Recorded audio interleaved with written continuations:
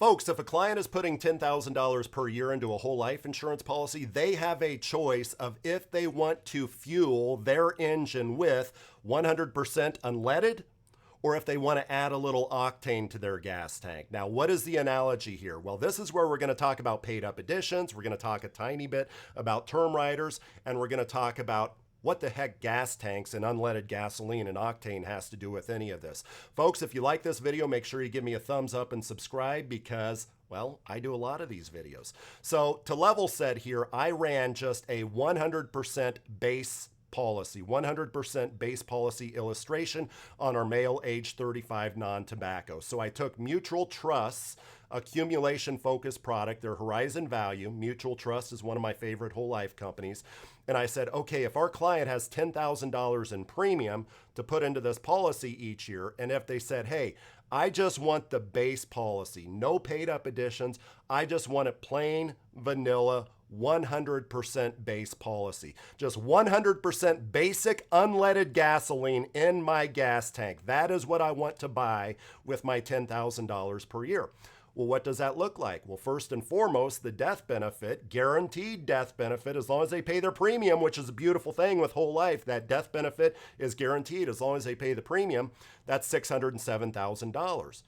But I'll tell you, we're still not answering the question that many consumers have, which is, okay, but what is the cash value that's generated from that $10,000 per year? I'm not going to go year by year, folks. I'm just going to look at the first year here because you can rest assured that by looking at the first year, number one, it simplifies the story. And number two, it is an accurate microcosm of the rest of the years here.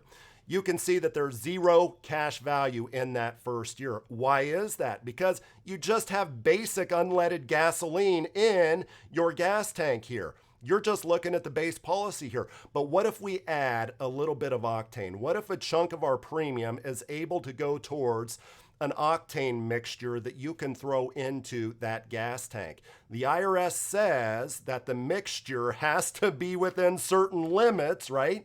You cannot explode the engine in your car by putting in 100% octane, for example. So the question is what is that mixture? So here's what I did. What I did was I said, okay, I'm going to run an illustration now where we have the same $10,000 in premium, but I'm going to ask for what is the optimal blend here? What will the IRS allow us to add? Or at least what proportion of our $10,000 will the IRS allow us to add in the form of octane, in the form of paid up additions? The answer to that question is, for our 35-year-old here, 63% of their premium can actually go towards that octane, that paid up additions. If you're not getting the octane analogy, I'm going to show you why paid up additions is octane effectively here.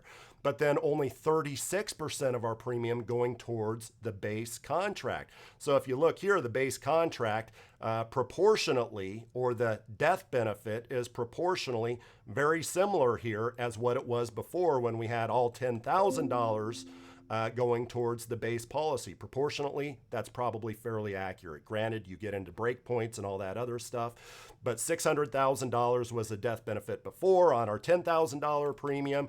Now we're only buying $218,000 because only 36% of our money is going to the base policy here.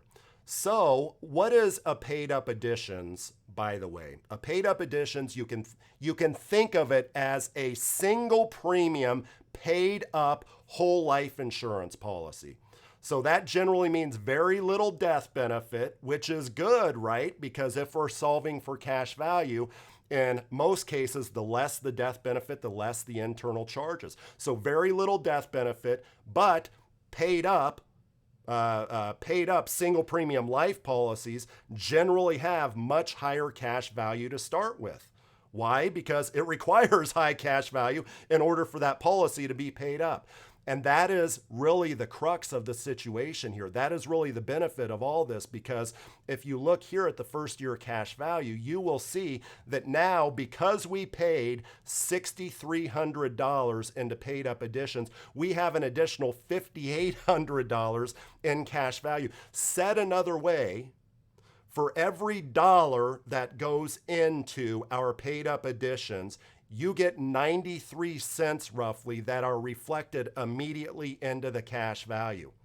This is why, from a cash value standpoint, those paid up additions riders, those paid up addition, that is like octane to the cash value over time. And again, I don't need to go into later years. You can surmise that the later years have better cash value buildup than our base only policy.